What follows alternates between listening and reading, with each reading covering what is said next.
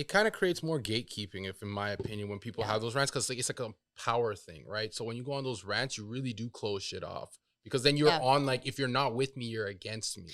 Yes, and that's why I like, again, we it's tough, this industry, because you're gonna like time and again, we encounter these people when we're at like these crazy conventions, the and like negative ones are just like negative, all negative. yeah. You get them everywhere, right? And it's like Opinionated. they're opinionated, which is good, but I just feel like the way they conduct themselves is really closes off the industry and makes everyone go into smaller circles, and that's what we're not trying to have. Yeah, we're trying to have more warm, welcoming circles where there's less intimidation for these younger artists to ask these questions, to want to be more than just vicariously living. I want them to be involved. Yeah. I want to be involved. I want them to understand that, like, you know, the path that was walked can be different if we all walk it together. You know, we're all it's gonna learn one something like-minded community of some sort, rather than being like poo-poo on everybody who like fucking doesn't like your idea. So like, I'm a big energy person, so it might sound wild at times. Everything in energy is just always aligned. Okay. Like how I've bumped into everyone at FYT has been weird, because it's never been like, we only met at FYT. We met years before. Prior in different spots, always in different spots. Like the guy who brought me in, Henry, the Shirtless Wonder, I was working with him when I was 21 at Hollister, not knowing that we were working together in the same overnight, because we're both going to university at the time, going to school, looking to make money and just need a job, you know? And like from there, I ended up intertwining with him because we all went to some marketing meeting at Chronic.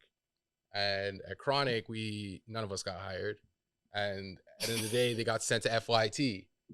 So it was just like, that's how I met one person. And then how I met Ron is like through my life, like a lot of his family, friends, and direct family, I've kind of intertwined with, and they've always been kind of close to me. What? He worked with like my cousin. He went to school with another cousin of mine. Yeah. And then we met at the same tattoo artist. When I was like 19, 18. And then, so I got my first, like when I was getting my first tattoos around then. And then I bumped into him upstairs. He was doing social media for someone. Yeah. And he's managing artists at that time. And he's just sitting there, and you know, tenfold, like, you know, 10 years later, I see him at Chronic, and I'm like, oh, you the same guy, you know? Like, getting tattooed or working? He was. No, I managed from one artist, ended up managing a studio. Right. And then from there, managed more artists. Yep, totally. Yeah. How's that? It's different. Crazy. It's different. It's working with so many different types of personalities. Some people are very outspoken and would go out of their way to meet people. Some people are that closed book. But I still need to work with you. So eventually you have to open up. It's true. But I think that's a gift, really. Like, well, managing in general, I think is a cool experience, because you have to, like, life is about dealing with people. So I almost think it's like, in a way, like a luxury, getting the opportunity to be like learning about people, and then being forced to have to almost adjust to how they are. I don't want to say their love language, but like learning people's, what they appreciate, what they don't appreciate. Yeah, their value system. Their value system. You know what I mean? Yeah. And then operating on that so that you can just maintain a healthy thing. But which would be difficult with tattoo artists, only in the way of, sure, tattoo artists maybe are a bit of a genre of people and have been, but I think that's changing. Correct. With the way the industry is changing, but also with the fact that there's a bit that rockstar mentality, because you don't typically have to be managed like so much. Yeah. Like, you know, like they're a bit like, I can come in whenever, do what I want. Oh, say what I want. We manage their books. Yeah. Their books, right? Yeah. I don't really manage their life, so they can do whatever they want. I think management is a severely overlooked position, because that's all I did for years, and it's all 100%. Relationship building. It's all understanding, again, type A personality down to D, and then being able to amalgamate it all together and make it work in a cohesive manner is. Like, I think a lot of people, again, especially in like this industry, because of the fact that there is such a push for like the accolades of being an artist, it's like. Got it. Someone's behind the scenes with all this. For sure. You know? For sure. It's a huge part of it all. Okay, what's poppin', everybody? It's Amanda, and Jay's over there. But thank you for coming in, guys. I'm gonna get you guys to hit your handles up, and then who you are. My name is CJ. I work at FYT Supplies, supply and manufacturing company. We're local based in Markham, Ontario. So we represent Toronto, we represent Ontario, we represent Canada. We're doing it big. Yeah, my personal handle is thank you HB. So thank you with HB. Cool. Yeah. All right, my name is Ron. I work with this guy. And you can find me at ronron.inc network. Yes. What is ronron.inc? Ronron.inc. Inc network. Just an ink networking thing? Well, that's what I use on Instagram. Yeah. Yeah, I just collect all the tattoo artists I meet on one page. Yeah. It makes it easy because my personal one, I don't think people would always appreciate just seeing only tattoo stuff. Whereas people on the tattoo side would love that. Yeah, that's fair. Yeah. That's super fair. Kate, I was wondering, I was trying to figure this out too earlier before. What does FYT stand for? We were like, fuck your tats? Like, what the fuck for your tats? Like, what is it? Or obviously it's not that, but. So you actually just nailed it. It is for your tattoos. No, it's not. Yeah. Shut the fuck up. Oh my God. There's a lot of different meanings on the street, you know. Oh, do you have some? This might not make the final cut. This might not make the final cut. That's fine. But there's like there's like fuck you. Oh no. So like okay. All so right. like it's fuck some other brands that start with T. Yeah, exactly. But we're a company made for tattoo artists. Cool. When it started, going on almost 7-8 years ago, it's a brother sister company of Mithra. Oh, Mithra with the standard bar needles, traditional needles. That's where we all spawned from. And they've been around for almost 20 years now. They're 20 years. Huh. So we're just the modern generation of Mithra. And it just was a company made with some artists behind the scenes with the owner of Mithra. And that's kind of where the cartridge ideas and, we're kind of tied in with Cheyenne at that time when Cheyenne really was the pioneer who really came to the field with that. But because we were a manufacturer, we were kind of tied in with these big companies at the time. And we're just still around. We're still kicking. So how did you guys get in to FYT? And you said that the company started about 8 years ago. That's when you also were tied in with them right away, right? So I was ordering from them. I was working at a tattoo studio in Toronto. And I would always pull up and get my trusty cartridges from them. Cool. All my one-stop shop supplies from them. Yeah. And they work like warm welcome, big arms, and which is kind of how you guys are too, though. Like when going to conventions and meeting, and Jay and I have connected about you have such a presence, which I think maybe some other companies could potentially be lacking. Because realistically, if you're a bigger company, you're probably not even worried about that. For sure. But you guys bring that, which makes you guys so much warmer and welcoming, like you were drawn to, ironically. It's how it worked out. It worked out great because like the energies, like you said, were very similar. And I mean, to tell you the truth, like we're just a bunch of goofy guys. That's what I really loved. That was really the sales at the end of the day why I stayed with them. I left the studio from managing a studio and I said, I think being with people that won't take my legs away and I can continue to believe in what my passion is. I thought that felt really, really genuine to me. And everyone who we brought on and has been with us, like that team, all share that same core values. It just made sense. And that's how I got there. Yeah. And I've been there since. So managing and then good vibes and then kind of getting tossed in their mix. Yeah. You as well? Very similar story, different studio. Okay. Yeah. But this was closer, I guess, to the inception of FYT. They would come to our studio to actually sample their cartridges because several of the artists that we had worked with was part of their sponsor team. Okay, yeah. And so they would be coming over to drop off some stuff. And since I was the manager, I was the point of contact. I'd be there getting their feedback, relaying it back to them. Okay, almost helping them grow their brand. Yes, like from their inception, pretty much. Right. Yeah, but I joined the team almost 3 years. Yeah, I'm in my third year now with them. Yeah. And there was a bit of break outside of the tattoo industry during COVID, just because everything had shut down. Yeah. But that was my way back into the tattoo industry.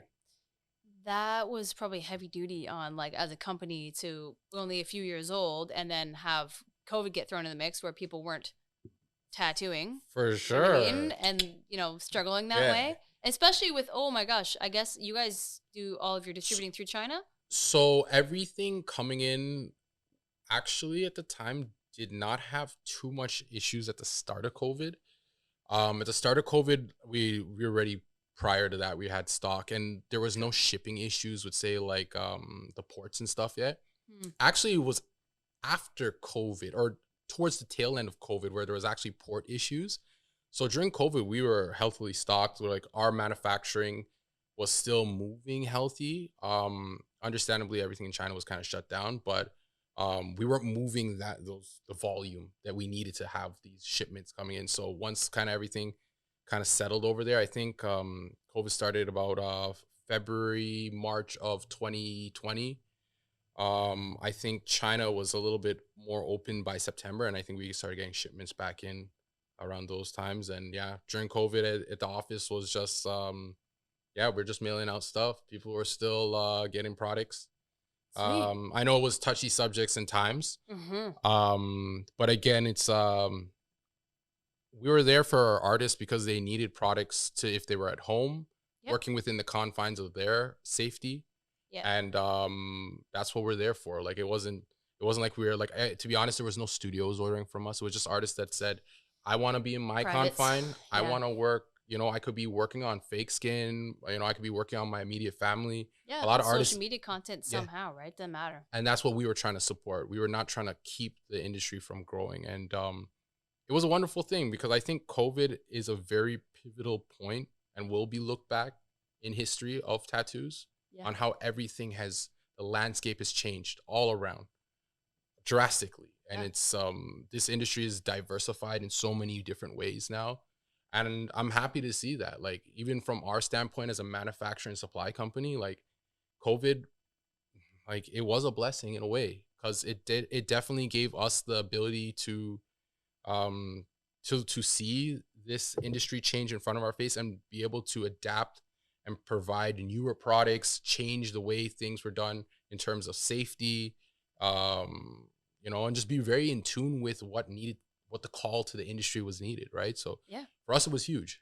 Yeah, that's fair. And you guys have both been, speaking of, like, because you both are heavily tattooed and met before you started working at FYT, and seem like collectors almost, and also managed studios. So you've been in the industry, let's just say, even as a collector or managing, for how long have you been doing that? Well, when I started getting tattooed, I was like 18, so it's more than half my life now. Yeah. I've been alive longer with tattoos than without. Oh, fuck. Oh, shit. At 18, eh? You were like, birthday? October 12, 86. Oh, shit. So. How the fuck old are you? Yeah, we're gremlins, yo. We're old. You old bitch? Oh, my God. I didn't see that coming. Yeah, we old trolls, yo. 86? You're getting tattooed in 80? No.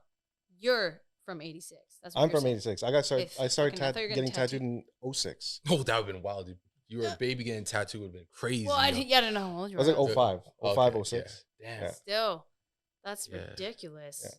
Yeah. But that's what I mean, though, is that you've been even in the industry getting tattooed, which is relevant because you've seen how it's changed and progressed. One of my questions was, where do you think the industry is going based off of the momentum that you've seen, because you've been around for a long time and now you're, like you said, you're almost on this, like, you're in the industry, but you're not tattooing, being able to have so much oversight of what's going on? Yeah, we have a different perspective. Yeah. Okay, so do you feel like it's going in a certain direction? Is there positives or negatives, or what type of direction would you like to see it go in? Well, from what I've witnessed, it came from a place where it was heavily guarded to being extremely accessible because of technology and the internet. Yeah. So whether people want to share or not, there's someone out there who's already sharing, and you can just find it if you dig. Yeah, you don't have to dig hard. No, and even with supplies, like, you don't have to go to a tattoo supplier. You can find all these websites that Amazon can bring it to you tomorrow. Amazon. Yeah. I've never seen it. I don't know what the actual products are like on Amazon, except for, like, I've heard they're terrible. That's why they're just not consistent. So it's hard to learn with. Yeah, I think it lacks consistency. It lacks the mind that I don't believe a lot of those products are artist driven products. Say they're just manufactured product. Like a pen is a pen, but a pen tailored to someone who does calligraphy is a lot better than a regular pen, right? Yep. So also, I mean, like, I think that's the Amazon kind of feel I got. Yeah. Yeah, it's where you guys are more artist made, right? And had like reviews done by shops so that they could progress as like a strongly, which is honestly what I would love to see from conventions. That's where I met you, is going to conventions. And I know you guys do a shit ton, which good for you, because that shit is draining. Like, for example, Winnipeg, I love that convention. For sure. Artist done, but and you can tell, you feel it when you're there, right? There's so many contributing factors, but they're artist based things that are tailored for artists really feel a difference when you are an artist. And I'd love to see that with them as well. For sure. I've been to, man, I can't even count how many conventions I've been to. We collect badges like at the office. So we have like, it's like a rack of badges. Yeah, I think the best experience ones are where like artists are well taken care of. Honestly, they're just vibing, like massages, free liquor, food runners, food. You're the ones who go free liquor. Oh, I guess Winnipeg had the VIP room. Yeah, Abby did such a wonderful job with that. She fucking does real good. And shout out Abby. Yo, shout out Abby. Shout out Abby. Yo, like best convention I've been to. That 100%, hands down. Like so many artists say the same thing. Yeah, it's I love your faces did light up. I was like Winnipeg, and you're like, it's if you think about it, the location wise, like there's nothing else there to do for tourists, but for tattoo artists to come, the whole city comes to check it out. Something to do. Yeah. Winnipeg though. Yeah. Kind of scary. Oh yeah, we didn't know the locations. we do tours actually when we go places, like because we're so like in tune with where we are. We want to know, so like, yo, can you guys give us like a hood tour, like show us around? Like they'll show us like they brought us to some really sketchy places. Yeah, like the people who were there organizing conventions. We'd be chilling with them after, and they'd just drive us around. Yeah, Winnipeg was a bit scary because everyone's just like shiestied up or has full mask bandanas, and it's like broad daylight. Red bandanas, but but I guess it's crazy because we're seeing things from an outside perspective, and I think like just to touch on that is it's like when we're seeing these things, it's weird because we're scared, but this is the life that I guess certain pockets of Canada have, and it's like it was like I guess it was the Métis, and it was like a representation of like for their culture there, and like even like the drug usage and stuff like that. We got the full breakdown, like the pros, the cons, and like how this like environment was. And it makes us like, I don't know, for me, I'm more interested to go back and offer these people like new outlets to like living and stuff like that. Like a lot of times, like we're trying to connect with these people after we leave or do gestures where we can share like our energy once we pass through. So we still connect with like a lot of these communities even after we pass through. I remember in Indonesia, like we try to connect as much with like all the locals, like with the people in Bali and stuff like that. We were just trying to like we met a tour guide. We try to help his business like ball awesome by just throw some promo and advertising to throw him out there, so other people would, and we got recommended from an artist and we recommended to other artists. So anything where we're going these places where they kind of have these like kind of, you look at it and you're like weird it's interesting. It gets interesting, but shout out Winnipeg. It's a very interesting place. It's good, but it's artist based, as you were saying. You know what I mean? Which is with like company wise, as a tattoo product, it's gonna go a lot further. Like I don't know I've researched it because I'm like, what the fuck, Amazon? Like people are like, I buy, or a friend or friends or whatever. They're like, I'm gonna fucking start tattooing, and they just go ahead and buy that shit because it's accessible for them. I'm like, they're like, do you recommend any products that are on here? And I'm like, I don't know fucking any of them. But obviously, because when they are tailored to artists and they care about tailoring to artists, it pushes a lot more difference. Because I see even you got like Matthias out there to the distributing company in China. Yeah, we brought him to manufacturing. Yeah, the manufacturing company. Yeah, that's insane. How did that happen? And also, how frequently do you guys go to China to go do that stuff? Multiple times a year we're in China. Once a year we actually have a convention in China. So it's in Xi'an. I've gone twice now, so it's pretty interesting. Different tattoo culture out there. Yeah. Completely different. But it's an eye opener that I'm thankful I got to see. So yeah, Matthias, I sent him a message and said, yo, what are you saying in September? And he said, let's go. Yeah. So that's how it was just as that simple. And he's one of our sponsor artists. It was nice to bring him to the factory because we own the manufacturer. Like we are like where these products are, like we make it. Like it's not like it's like a private label thing. So like where I'm like, yo, homie, you want to pull up and see how this process is?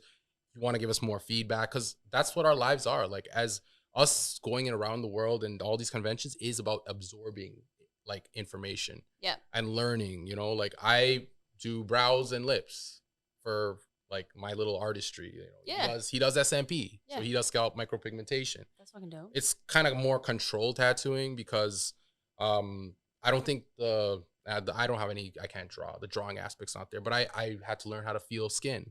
Yep. Like learn things like elasticity. Learn things like about the implantation, your depth, like how these apply to the tools, to the machines, to the cartridges.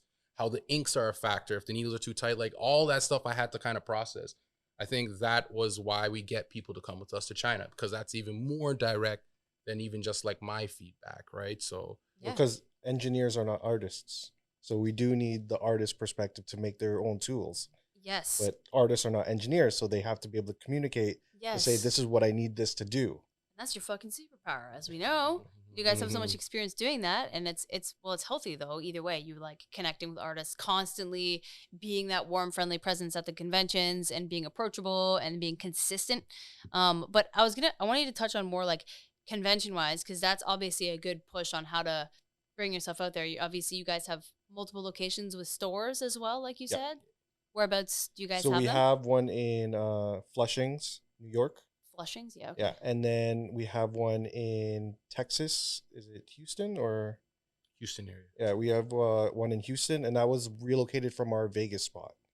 Oh, okay. Yeah, that's in the North America. In South America, we have Ecuador, and then we have distributors in other parts of the world. Yeah. FYT. Well, they're like the main partners, so they'll be like sole distributor for that region. Right. Yeah. Shop wise, we do have Montreal and Montreal, New York, Houston. Where did it Malaysia. Out of? Here though. Yeah, the head office is hell yeah. Yeah, that's why I said That's we sick. repping, yo. We repping Hell up here, yo. So that's why you guys do most of the conventions then. Exactly. Right. Everything kind of comes through Canada, and then everything is kind of made and designed in Canada, but like the manufacturing is just. So you guys, are you trying to push outside of Canada more when it comes to convention wise? So you can push that a little bit more? Yeah, I think we like the guys just came back from Taiwan last week. The end of February, March, they just finished the Taiwan show. We're at Gaza Inc. in Germany in April. The next year we plan to do a lot more in Europe, like the Milan show. I think we want to do Planetarium, the one that's France. So we wanted to get into like some of those shows as well to be more international, have a lot more presence. Mr. Worldwide. Yeah. That's sick though. So how many conventions a year do you do?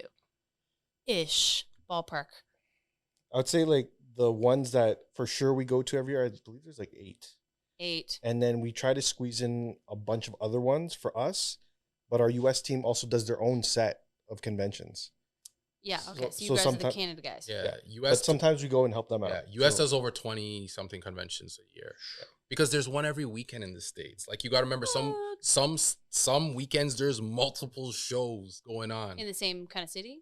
No, throughout parts of the country. Throughout the United States. So sometimes they'll send us down. So like I've gone to help them down for Philly. I've gone to help them down for the Pasadena show.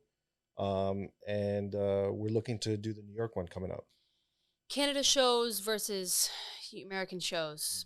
Much of a difference? They're big difference. Huge. What way? I've never been. The US shows are huge. So bigger? Like Toronto big? Say Toronto's a baby show. Toronto is a baby show. Yeah. Like so Nick's size wise I think is 350 400 300 booths or something. That's a baby amount? Yeah.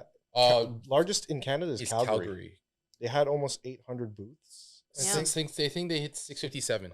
And then this year there's over 800 artists came, but they had 650 booths. Yeah. This year they're going for even more. It's this is the big year, right? Yeah. Yeah, this is the big year. So this will be a monumental show in Canada this year. I would say that being the largest one is still not near the largest ones in the States. Like you came back from Philly. The Philly one was huge, the Villain Arts, and that one I couldn't even walk it in one day. What? The convention center is like 4 blocks long. Yeah, Philly a monster. Like it's a Marineland parking lot? From what I'm hearing, that's not even the biggest Villain Arts show. I think the Chicago one's even bigger. Coming up that's March 22nd. That's like in 2 weeks. Yeah. That's a Monsters one too. These are huge. So most of them are gigantic. Yeah. So that's the biggest difference. They got intimate shows too. Like they have some niche ones. They're more tailored. They got anime shows. Okay, they got like 4 now in the States. Yeah. 4 anime like shows? Anime only tattoos. Yeah, which are now starting to be like shows that sell out. Like you gotta get on that list early. Well, just think about who has the most disposable income. It's always younger people. Yeah. What do younger people like right now? Yeah. It's like anime runs the world. Yeah, man. Do you think so? It's to the point when you think about who's spending the money. The older generation, yeah, money's locked up in their homes and their cars and their obligations, right? To their families, to their kids. So this is an interesting, because I'm going to bring it back to where I think, like, where you think the industry is going to go then, because you have this perspective that artists don't, because we're in our own little bubbles of like, I'm at my fucking shop, I know a few other artists, and you're like, oh no, anime runs the world. I'm like, what the fuck, bro? Okay, when I was at the Philly show, the 3 styles of tattoos that I noticed the most was realism, which is like realism is always going to be huge. Yeah, okay. And then traditional is making a really big comeback. There's a lot of people using bar needles and coils again. Oh, yeah. And then all the flash that I saw were all anime flash. You got it. And what do you mean, like within those artists? No. Like I'm talking about like the top 3 things that I noticed at the Philly show was realism, traditional, and anime, and like anime or manga style tattoos. And when I looked at the audience of people walking in, you'll see some of the old heads, you know, some of the biker guys, mostly young people, mostly in their 20s. A lot of the people that were in there were in their 20s. These are the people coming in getting tattooed, you know, and they're not there to get a whole sleeve. They just want like a small little banger. Yeah. They can get it done in a couple hours, you know, $300, $400. Okay, cool. Well, it's still traditional in a way of like people are creating flash. Yeah. And then people are just getting non-committal little bangers. So that's still to the name of tattooing of what I used to be. I'm going to draw this fucking shit. Except for I don't know if they redo those tattoos. You know what I mean? Like back in the day, you'd get a flash book and just keep doing it over and over. I think or is that dead? No, I think artists they're thriving for more of a signature kind of feel and look. So I feel like even if they're doing repeats, it's okay because it's still it's still a remix, but it's still a signature look that is tied to that artist's name. Yeah. Like it's weird to say this, but like with tattoos now, we all have our own personality. Like we all are our own, like we're all our own creator, like a content creator almost. Like we're creating our name per se. Whereas like it's not say creating the art. So it's like example, like look at Illest Day. Like I could pull up her work and like when I go around the world, people are like, that's Illest Day. Yeah. People know that. Yeah. So she's signature.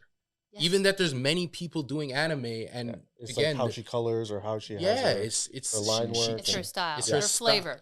Yeah. And that I feel like that's what the future of tomorrow is now looking to achieve.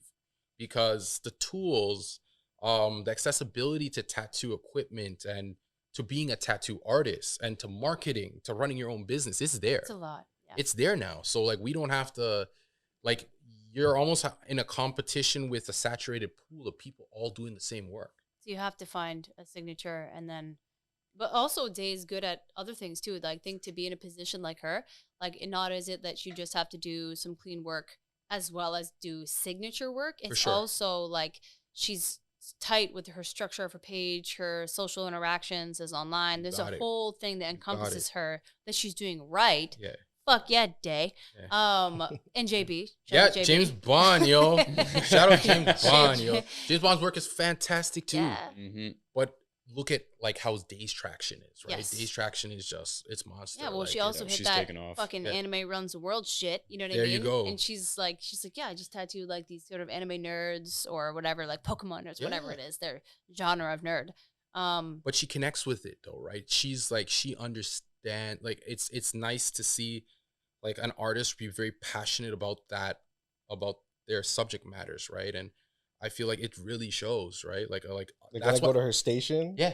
All the stuff that she has on display there, it's like, holy shit, this is sick. Yeah. And I know like a lot of her clients will gift her stuff too, which is like super fucking cool. But that's what you get when you deal with like those, I guess, acquired style tattoos. Like if you're going to somebody who only does Sailor Jerry and there's just like big fans, it's totally different. Anime is a whole different world. But then there's that appreciation for it or something. It's just, it's powerful. I didn't read. That's a good point. Running back to the anime runs the world. I guess you could see it through Day, but yeah, the signature thing. So you feel like that is really being pushed a lot more in the industry for sure because it's oversaturated. For sure. I mean, like realism definitely is for me is what I see the most. Yeah. But with me seeing realism the most, also I'm not able to tell them apart. Like that's like kind of where the conflict I feel. It depends. You could tell certain. Well, no, the signature artists I tell apart. Like I could tell like Anubius versus like someone else. Like he's a signature what he does. Like or like B Scopes. B Scopes. Like he's dark, a lot of dark and textured, Elliot Kohak style. Yeah. Yes. Like even a guy like James Tex, like you just know when he's hitting his colors. Like you know, Jay Marseille, like these guys, like I see it. I'm like we see random people on the street the same way they come up to him. Like I get called out in airports. What for what? So when I come across tattoo nerds not in a tattoo space, it like blows my mind. Like they can look at my piece and know who did it. Hell yeah! Like who's like when speaking of. So this sleeve was worked on by Tristan. Yep. And there's been several times I was either in a mall or at the airport or in a place that wasn't a tattoo convention or a tattoo shop, but people can call out the exact artist that did it. Yeah. And it's just like, whoa, that's insane. Like how would you know? Especially in Toronto. Yeah. When you're running into a lot of people, right? Yeah. I feel like it's really like it shows the love when we're like in like these international places and people like that's Tristan. Yeah. Like, or whoever. Yeah. Like how you know that? But then it just goes. That's the signature value that I'm talking about. The signature value, and that's where like I've always pushed people. And now I'm like, what defines you is your passion, and your passion will show in that signature, right? Yes. And that's for me a very big defining thing right now in the industry. I feel like marketing is like it's just time. It's just getting your portfolio, working it, trying different A/B things to see what will work. Yep. But ultimately, it's like finding a signature because it aligns with your passion. Your passion is your personality, and your personality is what's going to have those folks really coming to see you every day. Well, that's like Higor's story. There you go. He was a realism artist for a long time. From FY. Yeah. Oh, okay. Yeah. And he wasn't too happy doing realism. Yeah. And he enjoyed anime. Fuck yeah. Okay. So he deleted his whole portfolio. Okay. And he only started showing. He's an anime guy, like he watches it. Yeah. Like, shout out Igor at the arcade. Yeah, downtown Toronto in Kensington. Cool. But he put his realism twist on how he does his anime pieces. Yeah. Okay. So he's signature. He's made it. He's made it. He went from one thing, found his thing, and what a good job on the anime thing. Fuck. Yeah. And he slaps with it. He slaps. Like it's like I always go in there and I'll see him like, yo, bro, like you're special, bro. But it's because like you see all the toys and stuff there. I'm like, yo, he loves it. It's in your heart, man. Yeah. You're so authentic about it. Like this is you. He found his thing that he loved on top of his art. There you go. Is that one of the main things that you guys look for when it comes to signing artists onto the pro team? Is the signature aspect, or is there any like real like specific, I guess, agenda that you guys have on when it comes to bringing artists on? No agenda. No agenda. This is the cool part. There's so many people who ask, and there's so many amazing artists. Yeah, that's fair. That'd be tough. We have to like go through it at the office, and it's just like, okay, we can only set this budget for our sponsorships this year. Mm-hmm. We got to see who is it that wants to move with us, because there's certain things that they would have to do for their sponsorship. And then who is it that just wants free stuff? And then we'll kind of just like find a different way to help them out. They don't necessarily have to be a sponsor, but we could just help them out just because we want to help them out. Sure. Yeah, absolutely. Yeah. Like we have a family, like this year we restructured it. Like we have a family team and then we have a pro team. Okay. Pro team kind of align with what we're trying to, as helping us assist with marketing and growing the brand. And a family team is just, it's open for basically anyone who supports us, wants to be, and we want to be in their lives too. We want to share things. We want to repost them. We want to help them, like, with marketing and provide product. So like we found different ways to help every artist and not really have to push anyone away. But yeah, like the rhythm and rhyme to who gets picked, we haven't really figured it out, because we've had artists that are like fantastic, that are world acclaim, and we just kind of go like, that's cool. Like, like it's not necessarily like you have to have 100,000 followers to get in. Or have a signature. Yeah, or a signature. We're looking for people that actually can connect. Right. Because I rather have a meal with someone and literally just be wholesome than just have to, like, I'm not really that type of person to fake anything or be like, like, and like, I don't know anything about them. So I really have to connect. So your connections are more so genuine than anything. Yeah. Like more so if you guys they're capable of making a strong relationship with you guys that seem to be like fulfilling and on both parties. Yeah. Rather than just like, we value you for this, so have our shit. Yeah, exactly. Because you guys as an artist can make way like more than enough buy whatever you need. So, yeah, they do. Yeah. So 100%. for me to give anything, it's like I don't even. Like, do they really value? Do they really value that? Yeah. You know? Or but when they value, when they're like, "Yo, CJ sent me this month," and I'm like, "Yo, you got this, yo, sick," and we're just chatting it up, talking like, "How do we make it better?" Or what twisted, crazy plan to take over the world and like make a crazy product, right? So like for me, those are the moments I live for, and like those are the artists I usually kind of call out and be like, "Yo, I need you on my team," or "I need you around," and it's just natural at that point because they're like, "Oh, you don't even need a sponsor me. I'm just like kind of your homie at this point." So. Yeah. But that's good. You're making those core relationships, like you said. Like that's what separates you guys from other brands a little bit, as far as we can feel and sense out. Is that like you guys are just very thorough. Genuine. You take a lot of time to communicate and connect and make sure that everybody's again either taken care of or like you said, find a way of being able to bring them on with the company, but not necessarily again have to commit to anything, you know. Massive behind it. It's just again like you're a homie and we want to support. You got it. Yeah, and you can tell you have a genuine, even like you guys lighting up telling about traveling or about fucking anime running the world or whatever the fuck, or people like, you know what I mean? It's like, just an observation. Yeah, no, it's good though. It's like, but you have a love for it, and that's you've been getting tattooed, managing, as well as now you're pushing this other side of tattooing, and you have a genuine love for it, which is dope to be able to have that. Yeah. Do something you love. Yeah, it's that signature. Lucky for the brand too, who have you. You know what I mean? Yeah. To be part of. I feel like it's I'm grateful, man. Like I couldn't ask for more. Living your best life. Yeah, I am. I feel like traveling the fucking world. It's tiring though. Like you touched base earlier. Like it is tiring though. Like yeah, ask you. Conventions are first in, last out. Again, I think like everyone thinks like you're like. It looks crazy on Instagram. Like, oh, wow, like you went here, you went there. You seen this, you seen that. It's like, yeah, for 5 seconds. Like, because I'm going beeline to the convention. I'm setting up. I'm talking with artists. I'm dealing with the products. Anything customer service related. Like, we're all in one doing everything. We're doing sales. We're doing anything you could think of. If the organizers need help, we're helping with the organizers.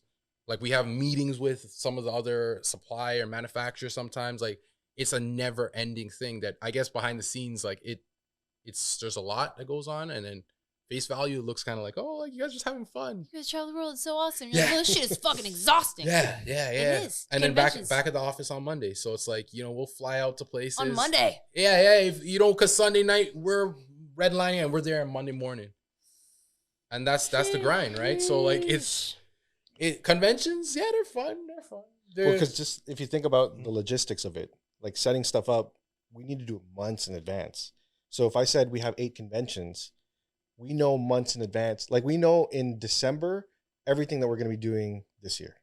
That's good though. Yeah. Obviously that's a lot. Yeah. But it's good. If you were less prepared or whatever, you guys wouldn't be as successful as a company. That's what it is. To be however many moves ahead. Yeah. And a lot of convention organizers need like a whole year to prepare. Yeah. So if you guys have ever been on the end of, hey, I'm trying to contact the organizer or email them and I'm not getting any replies, it's just because they're so busy. The priorities of things in their heads are just like, I'll get back to you. They might have looked at it and then they'll forget about it. Yeah. Yeah. He was telling me that like 2 weeks ago, like, because of the Taiwan convention, I'm trying to make sure everything's organized because we're shipping everything from Toronto there. We're not going from factory there. We're going from Toronto there. Yeah. Because logistic-wise, we had to learn that shipping from China, They don't like China and Taiwan. China and Taiwan ain't getting along. So like our packages aren't coming in. So like we had to ship from here.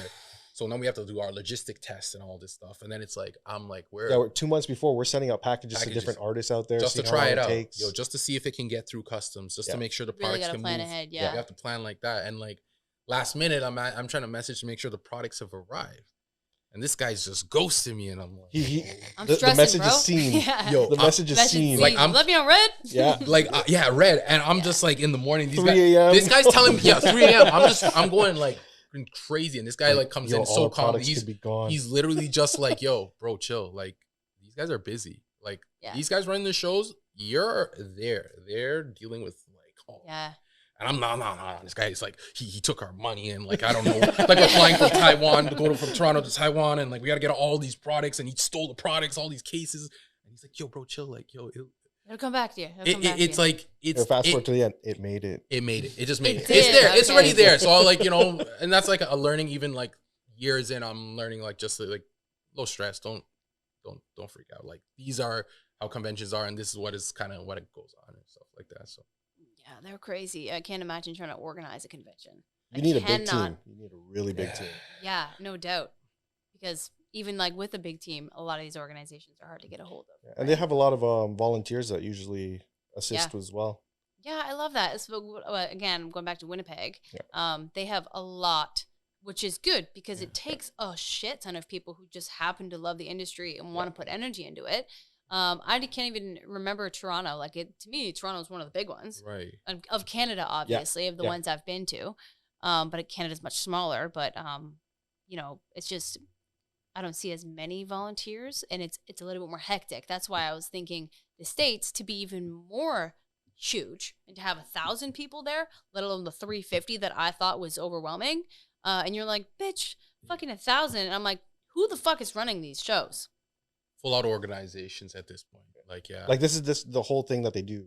They might have started off as like tattoo artists or who own tattoo studios, but then once they start putting events together, they have to give everything else to somebody else to take over. It's like, hey, you run the shop, or you're going to have to be doing this because now that I started this is what I need to focus on. And Villain Arts is like a tour. Like it's like multiple they do several cities, an organized they do several conventions, huge. Yeah, and they're dealing with the big stadiums, and big stadiums are running through the convention provided like logistics. So like it's not easy. Like Knicks, for example, you got to sign off to come up the loading bay. You have to like there's a lot going on. Like, and and you can't really like skip the line or like try to skirt around. Like you literally have to book an appointment to get into the loading bay. You have to sign off on all these papers. I'm like, don't you guys experience that too when you're trying to load in? Like at Winnipeg? No, but if they come in through the door, they don't have to. Okay. Right? Yeah, it depends on how you get in. Yeah. Yeah, like other conventions, it can be frustrating because you have a load in time, but then it's always usually fucky.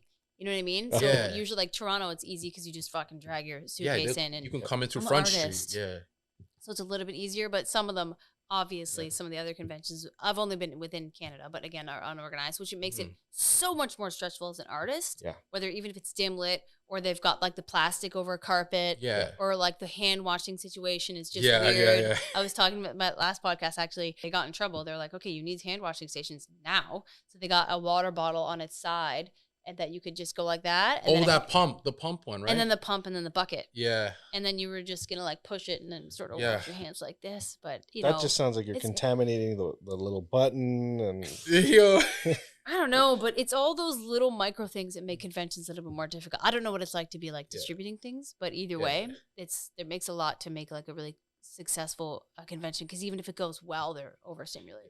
I think all these guys also been doing it for they must have started they started really small and intimate, and it's just slowly progressed over time. Like the one we went to in February in Winnipeg was a very small show, and honestly, it's just I could see the progression.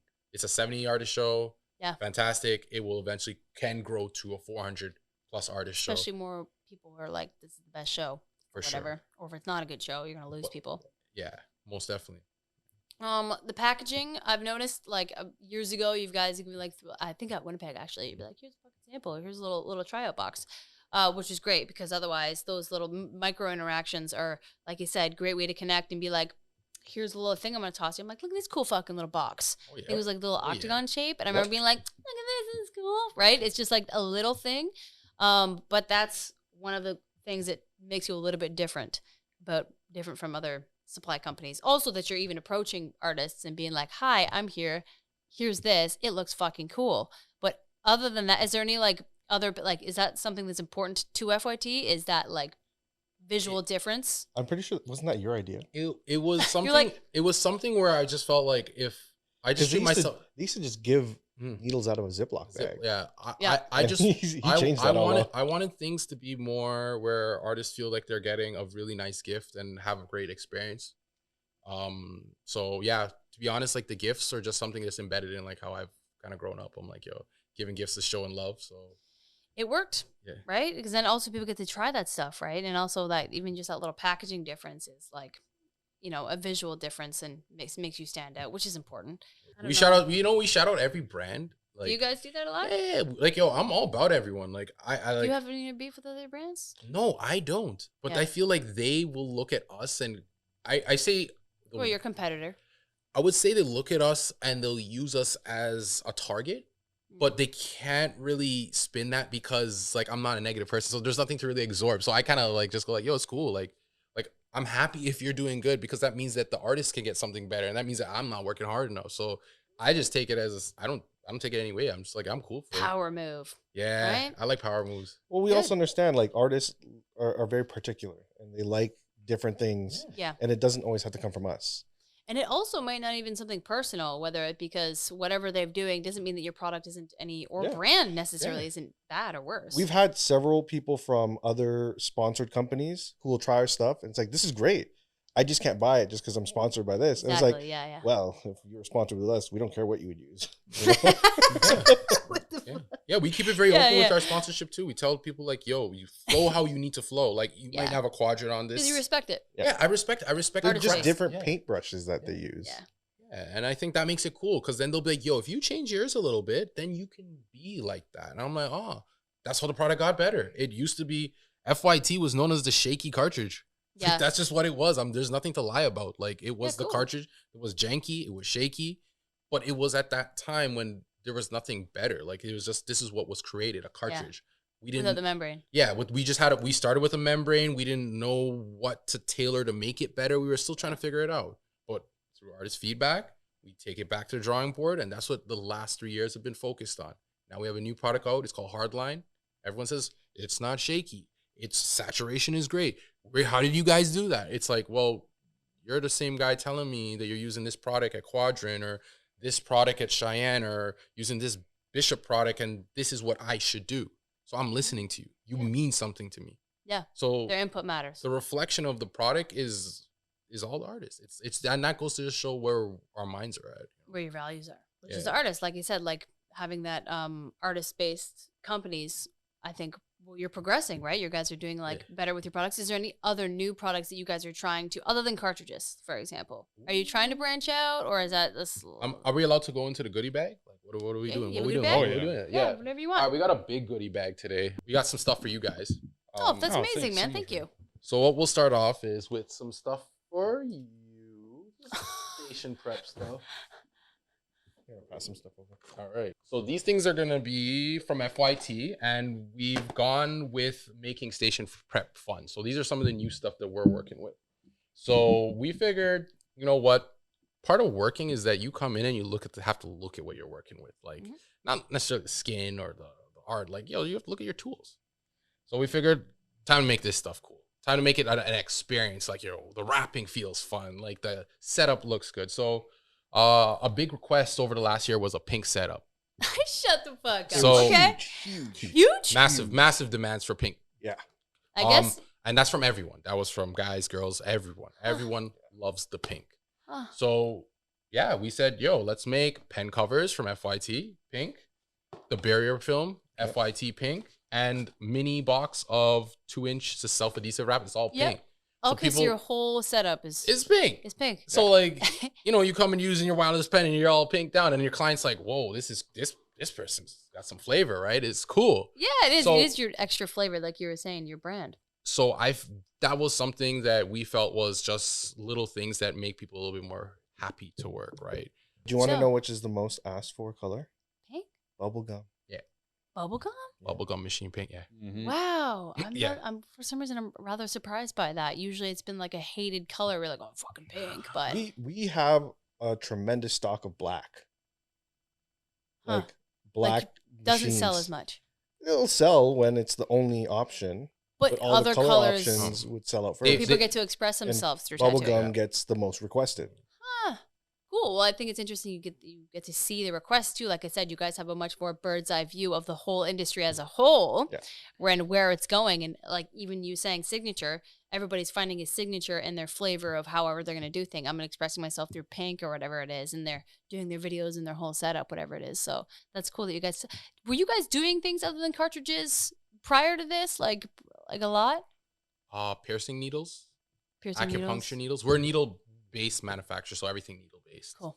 So outside of the cartridges was just like standard standard station prep stuff, like we were making like little ink caps or like I think the only thing out of this that we had previously was this adhesive, self adhesive in like 2-inch. But yeah, we just recently added a few more cool options. And a lot more products as a whole for a catalog now there. So, and then we got our new hardline stuff, which I thought would be cool to bring today because I thought everyone always asks about these big shovels and they want to see these big shovels. This is the big shovel. Oh, that is Jesus fucking! Look at the size of my face. What is this? 105? Is that what it is? This one is a 57 mag. 57 mag. Bug pin. Fucking Christ. Yeah. So that was a fun one we brought to the party because we took a lot of time to make that. We didn't just drop it because everyone was dropping them like last year and they were just I've seen some large ones like 130 pin or something like that. They go for about $5 a pop on like online competitors, like other alternative ones. And like people will say I'd buy 10 and like only one works or 2 works. So instead of us jumping to the party and coming and be like, oh, we just made a product, like we took a lot of time to make sure we make a very soundproof product. So that's our big mags. And they go 37, 47, 57. So that's a new product on our catalog that we thought was cool. That's cool. That we added in the last like year. And it's had a lot of good feedback. I was gonna say, I think, what is it? Because there's so much to it that maybe with that extra membrane or something like that's holding it together, so it's not falling apart or disattaching. It has a stabilizer on the inside now, and it's the membrane plus a stabilizer. Cool. Previously, it was just what people would do is the membrane's like a little silicone kind of V-shaped thing at the bottom that stops backflow. But it's almost like an elastic band because as the needle pushes, it kind of stretches up. People, what they would do is use different silicone grades so it can stretch either less or more, or on half of it, it would be harder. So half of that triangle would be harder than the other. So it would pull a certain way, like kind of push down. We did all that. And then end of the day, we even added the stabilizer because like it stops left, right shake. So it's literally just, if it's going up, it's going straight up. So that helps a lot with like saturation. Because again, if it's hitting the same spots, like you don't have to do multiple passes and stuff like that. And then we use the new steel, so it's like it really made like one pass, the quote one pass, a real thing. So. Well, you guys just had the review on your page as well too. I forget it. I don't know if it was a 37 or 47 that was being used, but it was a literal side by side. Yeah, it was night and day. Night and day. The saturation was just fantastic. So that's why sometimes it's better not to be first to the party, you know what I'm saying? But like, you know, we came with fashionably late's never bad. No, well, doing it the right way too, right? Like you said, it's stable, which is important for like especially those big ones. I've tried some bigger mags, not that fucking big. Yeah. That's a lot of needle. It's not as widely used as some of the other products, but it's just cool that I feel like it's like a product we added and we cater to the market that wants to do a lot more saturation, maybe large backfills, right? So black work. Black work as well too, right? 100%. Andrew Wilson loves it. Andrew Wilson. That's amazing. And well, then, congratulations on your new one. And then the last one I just wanted to talk about was just our X-Tight. Our X-Tight is our micro needles. So they're 3RLs that people have been going crazy for. And that product has put us on the map within the last 2-ish years. Shout out Mr. Koo. He helped us with that product. He literally came with some ideas at the time. And like he was saying, like, because he was doing like micro realism. Tight. Oh, yeah. And a lot of small fine line work. And he was like, yo, you guys need to come out with a needle that is not a 1RL. It's a 3RL that helps with the longer term heal. Yes. Gets more saturation in the skin. And don't get it wrong. Now that I've also learned PMU as well, 1RLs have their advantages. But it's for the application it's needed for. It's the fallout's a little bit heavier, but you get a different type of pixelation from a 3. Yeah. But this 3 was catered more for like the whip shading, the stippling, like so it covered more of the body art side of things. Where the one like I've really pushed a lot of the people using for PMU, like the one is a fan favorite for like doing certain aspects of the work. Yeah. But our micro needles have become a very popular product, and I'm proud of that one because I feel like that was a hard one. I feel like this is also the sizes, like the 08s and the 06s are the ones that sell the most in terms of liners. Yeah. Like a lot of people just like how sharp lines are getting with this one. That's tight. Yeah. I love to see that you guys are also going out and doing not just needles as well. Because you guys are very product based, right? Not just needles. I had to sneak this last one in. Okay, hit it. So the last one I'm sneaking in is, we decided to come out with a machine too. No way. So we did a machine, and I said I had to kind of give it the pink setup. So this is, take a look at it too. This machine has been through hell and back. So yeah, this is our new pen. We collaborated with a company that is doing fantastic right now. And they are called AI Tinnitus. They are on a manufacturer award-winning company that has, they created a staple machine in the Profit, which was called their T100. Bluetooth? Yeah, Bluetooth. It got all the works. It has a FileBower 6, which is same as a Cheyenne. So they went for a very quality product, which was an amazing direction to go with for a machine, which I find most machine companies are kind of just, they make a machine, it's catered to just doing a few things. This is an all-around machine, just like an FK Iron or a Bishop One. It does everything. It's a 4.0 stroke, Bluetooth, the app capability as well, the app function for it, fantastic. And then, lately we've just been playing around with it. We just got it like last week. Cool.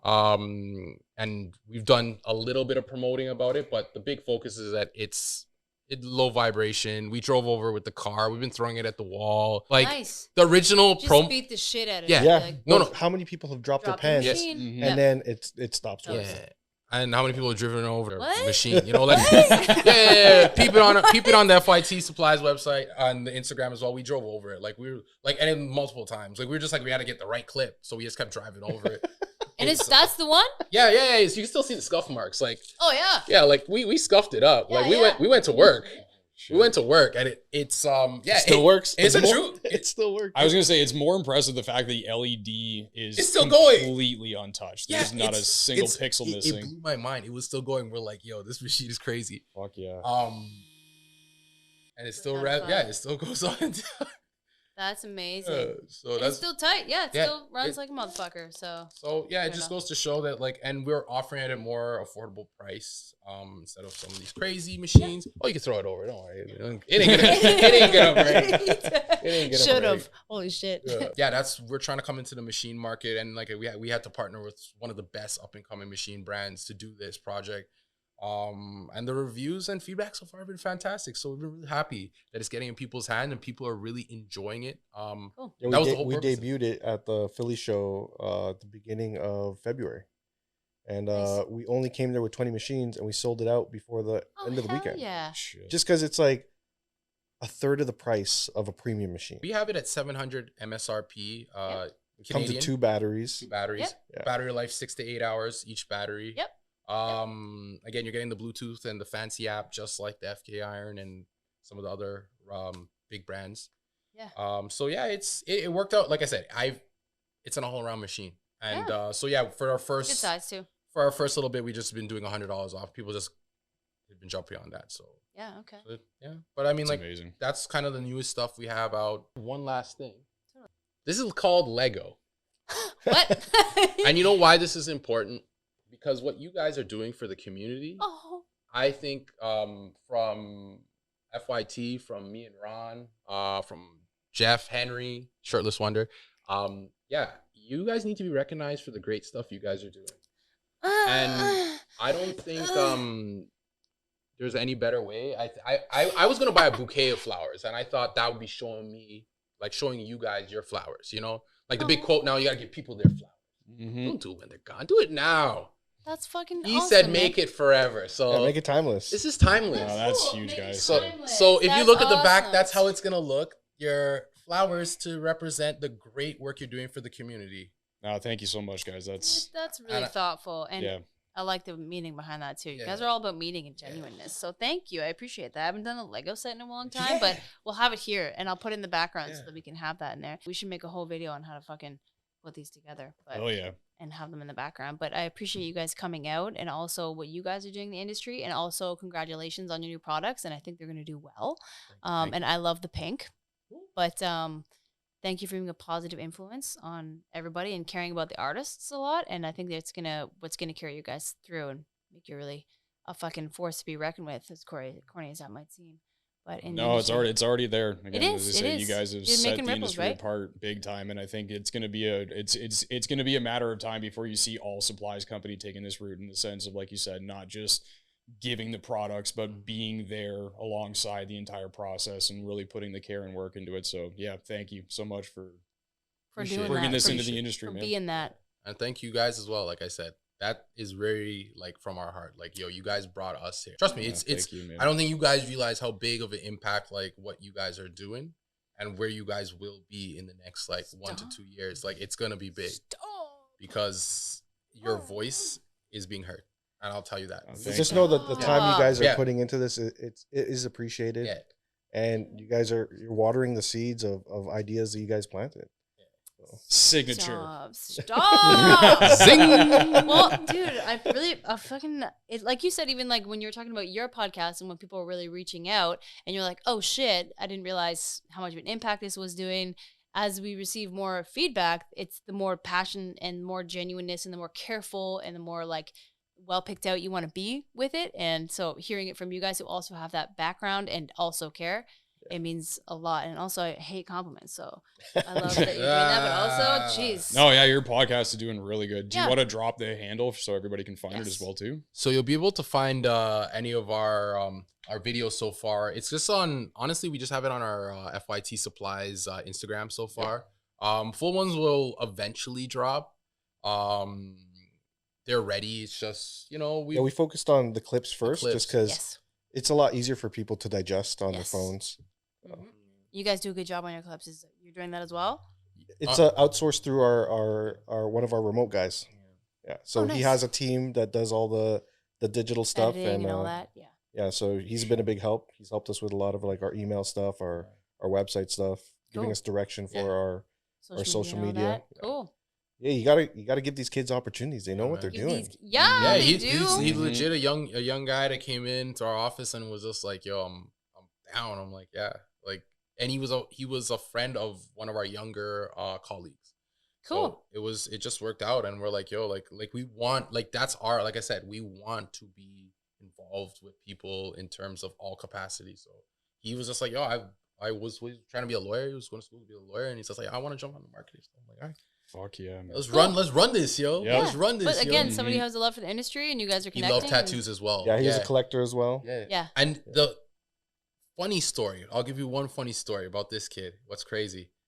His parents don't know he eats meat. What? His parents don't know he eats meat. His parents didn't know about his tattoos.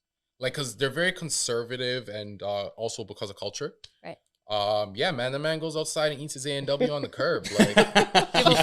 Like, he'll order it, pick the Uber, drop it at the curb type stuff. And like, that's how he eats his meat, you know? Good for him. He's just getting after life, though. Yes. Going in and being like, hi, I like the fucking, you need me. Yeah. And you're like, oh, shit. So like him being with us is great because he's seeing life. And it's like, yo, like, we're all about that. We're like, yo, bro, like, this feeding off of it. Yeah. That energy. Yeah, like you said, you have about that energy. So that's good. Sharing the positive vibes, obviously. Thank you. Yeah. Okay. Is there anything else you want to shout out or whatever, or any other products you want to? Or any conventions you're coming up to soon that people should expect you to see? Well, we'll be at the Gods of Ink in April in Germany. Oh, in Germany. Fuck. Yeah.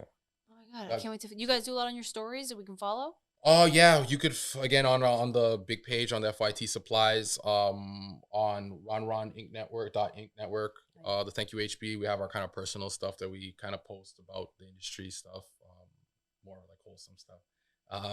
And then yeah, I think it's just Gods of Ink. We got Winnipeg in May. Yep, be there. There's Edmonton the same weekend of Gods of Ink in April. Mm-hmm. That's also a big one. You got Nick's in June. A bunch of Quebec ones coming out. You got Quebec City, the Art Tattoo, and then you have another Quebec City that's in August now, which is going to be a big show. Okay. It's from what I've seen so far. And then you got, I guess, like, yeah, there's a good amount of shows coming up that we're gonna kind of be in Canada doing. Miss Worldwide. Yeah. Miss Worldwide. Yeah. Actually, speaking of worldwide, the industries outside of North America are like going crazy. Mm-hmm. Tattoo industry? Yeah, there's places like we have had a lot of shops that have been bringing in artists from other parts of the world, And the one that surprised us the most was India.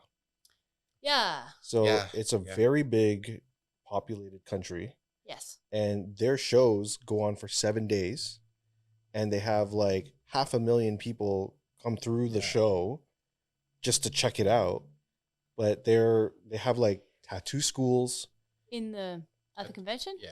Oh, no, I meant in India. Yeah. Oh, okay. And corporations like Harley Davidson are actually trying to take the lead in importing like quality supplies, quality like products for the industry. So out to India. Yeah. Places like India. It's a very governed tattoo industry there. Yeah. And it's very big.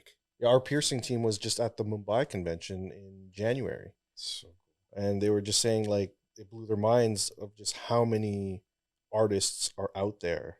Because, you know, if you're just here in Canada and you're not traveling outside of the borders to see what the convention's like in other countries, it's the same, but it's different. Yeah. Right? Like they're tattooing, but their process isn't something that we're familiar with. No.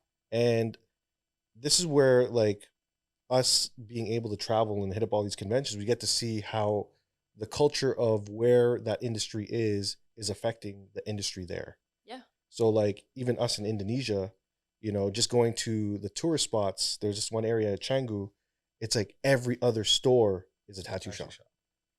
That's huge. Yeah, and artists are from all over the world. There's like artists from Australia, artists from Europe, artists from Asia, artists from North America, all like either working there or guest spotting there. And then, you know, they'll have like half the time working, half the time surfing. That's fucking amazing. Live your life, guys. Live your life. Canada. The fuck out of here. God, it's so fucking cold and expensive. Polar bears. But hey, there's people who want to come up here to check out snowboarding, to check out like Northern Lights, to check out like Poutine. Polar bears. Yeah. Like a fucking get ripped apart by a polar bear up north. There's not a lot of really tattoo shops up there either. Where you can see. Yeah, speaking of that, there are a few. We had some people that literally come into the office and we're like, yo. Yeah, they'll come in like once a year, do their big order to bring up with them because shipping takes like sometimes 14 weeks. 14 days. Yeah, because it has to go to like an outpost and then driven like. So they're like, they'll come and buy and like, I don't know. I just hear their stories and then I'm like, I ask them like a million questions because I'm just like, what? This is real? Yeah, right? Yeah, somebody comes down from up there. From Nunavut, like, so they'll do like almost like tribal tattoos for them.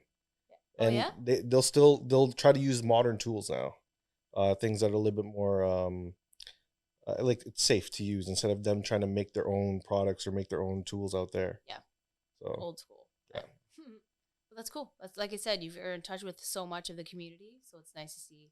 And also, not only that you're in touch with the community, you can see where it's going, but you have a positive impact on it. So, anyways, I think we're fucking chipped over an hour. Hour 15. Oh, hell yeah. You guys have done the longest one so far. Killed it. It's impressive.